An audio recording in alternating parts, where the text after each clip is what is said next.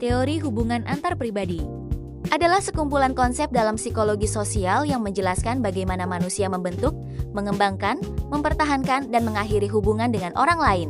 Teori-teori tersebut meliputi 1. Teori pertukaran sosial 2. Teori keseimbangan 3. Teori penetrasi sosial 4. Teori atribusi 5. Teori perbandingan sosial 6. Teori disonansi kognitif 7. Teori ketergantungan.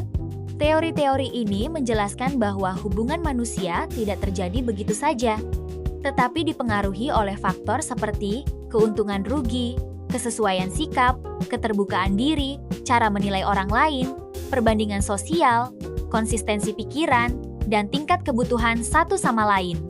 Ketertarikan antar pribadi adalah perasaan suka atau tidak suka seseorang terhadap orang lain. Perasaan ini bisa muncul dari interaksi yang menyenangkan dan berkembang sejak kita berada di lingkungan keluarga hingga lingkungan sosial yang lebih luas. Awal munculnya ketertarikan. 1. Kedekatan. Semakin sering kita bertemu seseorang, semakin besar kemungkinan kita menyukainya. 2. Repeated exposure. Semakin sering melihat atau berinteraksi dengan seseorang, semakin positif penilaian kita terhadap orang tersebut. Motif menjalin hubungan, menurut David McClelland 1. Kebutuhan afiliasi, keinginan untuk memiliki hubungan dengan orang lain karena ada manfaat atau kebutuhan sosial yang terpenuhi. 2.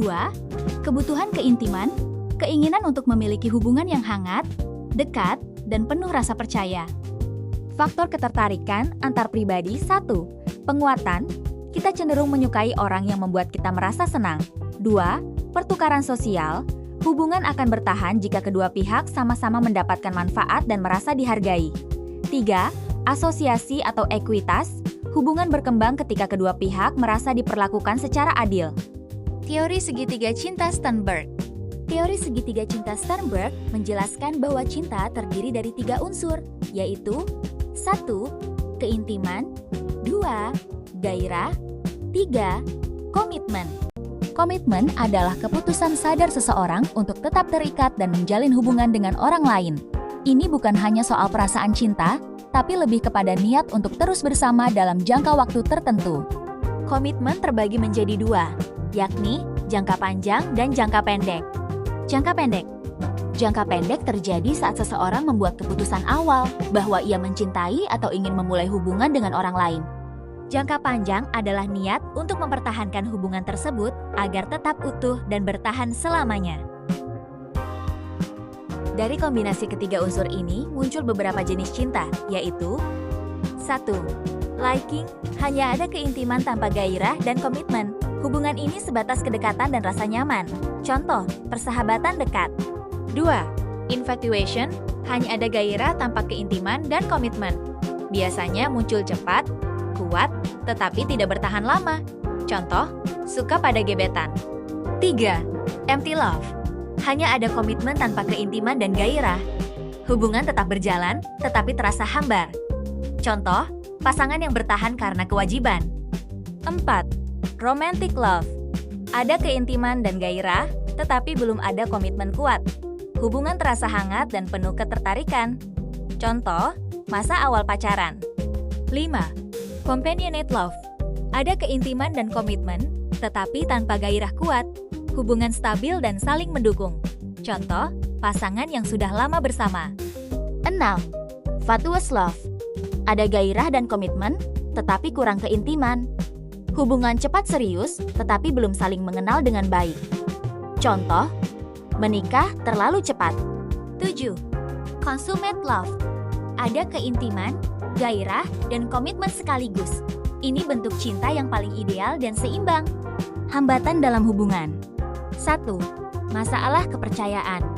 Kesulitan untuk mempercayai pasangan dapat menimbulkan rasa curiga dan ketidaknyamanan dalam hubungan. Contoh, sering memeriksa telepon genggam pasangan karena takut dikhianati. 2. Karakteristik antar pribadi. Perbedaan sifat, kebiasaan, dan cara berpikir antar pasangan dapat menimbulkan konflik apabila tidak disertai sikap saling memahami. Contoh, salah satu pasangan lebih suka bepergian, sedangkan pasangannya lebih senang berada di rumah. 3. perbedaan nilai dan tujuan hidup. Perbedaan pandangan, harapan, dan tujuan hidup dapat menyebabkan pertentangan dalam hubungan. Contoh, salah satu pasangan ingin segera menikah, sedangkan yang lain ingin lebih fokus pada pekerjaan atau pendidikan. 4. Interaksi yang buruk. Komunikasi yang kurang baik dan sulitnya mencapai kesepahaman dapat menimbulkan kesalahpahaman serta konflik. Contoh, perbedaan pendapat mengenai waktu bertemu atau keputusan sederhana yang berakhir menjadi pertengkaran. Berakhirnya hubungan. Menurut teori Steinberg, hubungan dapat bertahan apabila terdapat keseimbangan antara intimacy, passion, dan komitmen. Namun, pengkhianatan seperti perselingkuhan dapat merusak kepercayaan yang menjadi dasar hubungan. Akibatnya, keintiman dan komitmen mulai menurun karena individu merasa terluka, tidak aman, dan meragukan masa depan hubungan. Luka emosional tersebut dapat menimbulkan perasaan marah, kecewa, bahkan benci, sehingga individu mulai mempertimbangkan untuk mengakhiri hubungan sebagai cara untuk menghindari penderitaan yang lebih besar. Dalam konsep exit, voice, loyalty, dan neglect, kondisi ini dapat mendorong individu untuk menunjukkan neglect, yaitu menarik diri secara emosional dan mengurangi keterlibatan dalam hubungan. Jika rasa sakit terus berlanjut dan kepercayaan tidak dapat dipulihkan, individu kemudian memilih exit, yaitu mengakhiri hubungan secara permanen. Keputusan ini dilakukan bukan hanya karena rasa benci, tetapi juga sebagai upaya melindungi diri dan mendapatkan kembali rasa aman serta kestabilan emosional. Benci. Dalam psikologi sosial, semakin besar rasa cinta yang pernah dirasakan seseorang, semakin besar pula kebencian yang bisa muncul setelah dikhianati. Ada dua proses psikologis yang menjelaskan hal ini. 1. Perubahan cara pandang. Sebelum dikhianati, seseorang melihat pasangannya sebagai orang yang baik. Namun, setelah mengetahui perselingkuhan, pandangan tersebut berubah. Kebaikan yang dulu dianggap tulus, kini bisa dianggap sebagai kepura-puraan atau kebohongan. Akibatnya, muncul rasa benci yang semakin kuat. 2. Konflik batin. Korban mengalami konflik batin antara kenangan cinta di masa lalu dan kenyataan bahwa dirinya telah dikhianati. Konflik ini menimbulkan tekanan emosional. Untuk mengurangi tekanan tersebut, sebagian orang mengubah rasa cintanya menjadi kebencian agar lebih mudah menerima kenyataan dan melepaskan hubungan itu. Kita sama. Saktika. Kalian mau kemana? Iya, kamu mau kemana? Aku mau ke kelas sana sih, ada matkul habis ini. Kita udah selesai sih. Yaudah kita duluan ya. Iya, Dadah. Bentar. Tadi temenmu yang kerudung biru itu siapa? Oh itu Bihan itu, kenapa emang? Anak kelas mana? Dia anak sosial 7. Oh. Kenapa kamu tanya-tanya gitu? Apa sih? Sak, aku boleh minta nomornya temanmu yang tadi nggak? Oh, yang biru Bihan tadi. Iya, yang itu. Oke, nanti aku kirim ya. Iya. Kamu beneran suka? Apa sih kamu Ki? Jangan-jangan. Jangan gitu lah. Jangan gitu. Malu. Malu.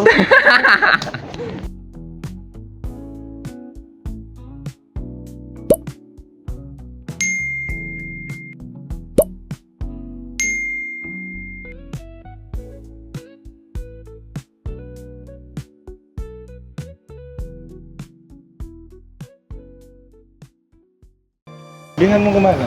Aku mau pulang. Bareng aja kan di parkiran ya? Oh, kamu pulang juga? Iya. Yaudah boleh, ayo. Ayo.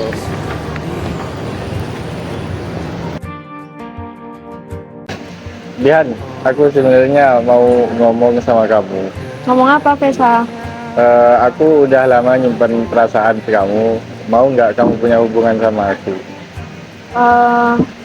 Kalau hubungan sih, sebenarnya aku juga udah nyimpen perasaan lama sama kamu. Udah deh, boleh? Ini buat kamu simpen ya. Iya, makasih ya. Di sini genggam tanganku sayang, kau tak ini tak sama tanpamu. Masih rasa ingin lagi habiskan waktu di sini, mungkin 3 atau 4 hari lagi.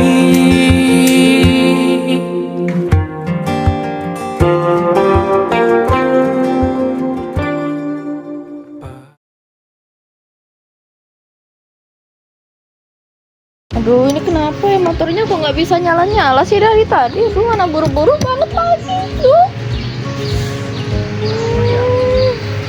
Kenapa Mbak motornya Mbak? Mati, nggak tahu kenapa kok bisa mati. Mati Yang itu nggak kenapa? mau. Mas Prin kalin ya. Mungkin mau. Kita coba ya.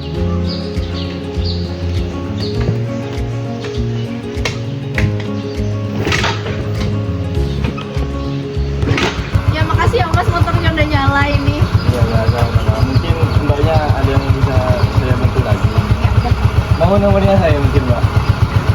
Buat apa ya Mas? Mungkin kalau misalnya ada apa-apa lagi Mbaknya bisa langsung hubungi. Oh iya, boleh.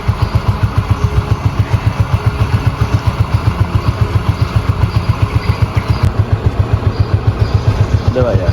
Terima kasih sekali lagi ya Mas. Terima kasih Mbak.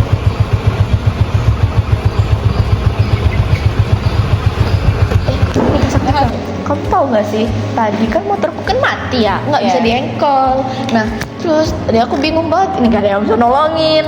Ternyata tadi ada kayak teman angkatannya kita gitu, tapi kayaknya teman muda itu. Temanku, Vin. Iya, soalnya waktu aku sama Bihannya Pak kamu kemarin, kamu ingat? Ingat banget itu. Nah, itu tuh kayaknya ada dia di sebelahmu. Itu kayaknya temanmu deh. Mana? Kan Siapa ada ya? dua, Vin. Tadi aku dikasih nomornya sih, ya ntar. Dikasih Namanya iya sih, aku nggak sempet nanya namanya. Iya juga ya. Oh, Vesa namanya. Oh, yang Vesa.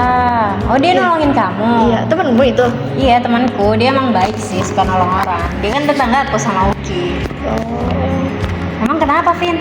enggak sih, nggak apa-apa. Tanya aja. Terusan, nggak apa-apa. Kan cuma cerita aja ini, nggak apa-apa.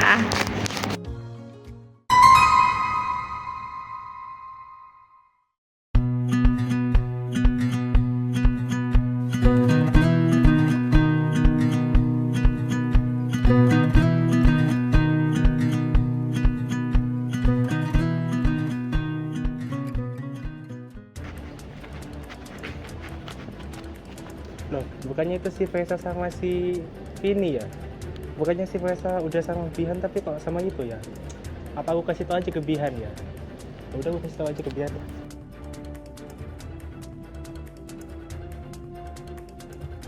Anu, Bihan sama Sakit ya? Apa aku kasih tau sekarang aja? Dari mana, Ki? Tadi aku lihat jalan-jalan sekitar tuh, tiba-tiba lihat ada Fresa lagi berdua sama cewek. Cuma aku nggak tahu siapa namanya. Ceweknya emang gimana ciri-cirinya? Tadi ciri-cirinya tuh pakai kacamata sama agak dibilang pendek sih, enggak, agak sedang tapi pakai jilbab hitam tadi. Dia tuh lagi kayak ngobrol-ngobrol gitu, asik bahas tentang kegiatan sehari-hari mereka. Kamu bisa ngasih tahu kita nggak mereka lagi di mana sekarang? Tadi mereka dulu di sekitar sini juga sih. Udah, yuk, antar aku.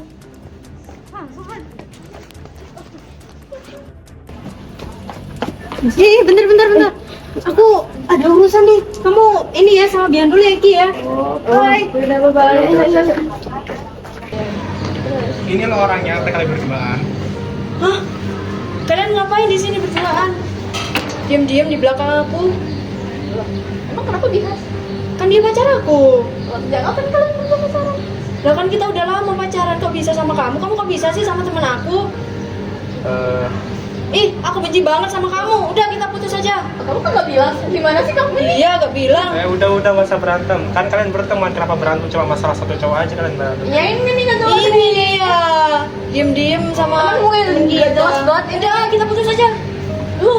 Nggak jelas banget jadi cowok. Ini yang gue jelasin ya. Terakhir, dalam sebuah hubungan itu kita tuh perlu memprioritaskan seseorang atau sesuatu.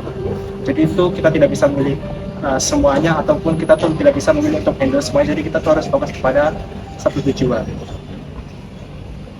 Cewek mah banyak coy, gua kan ganteng. Lu mah susah dikasih tahu, batu. Udah lah, Ya udah, serah lu juga lah. udah serah lu lah. Ya kalau udah. semua.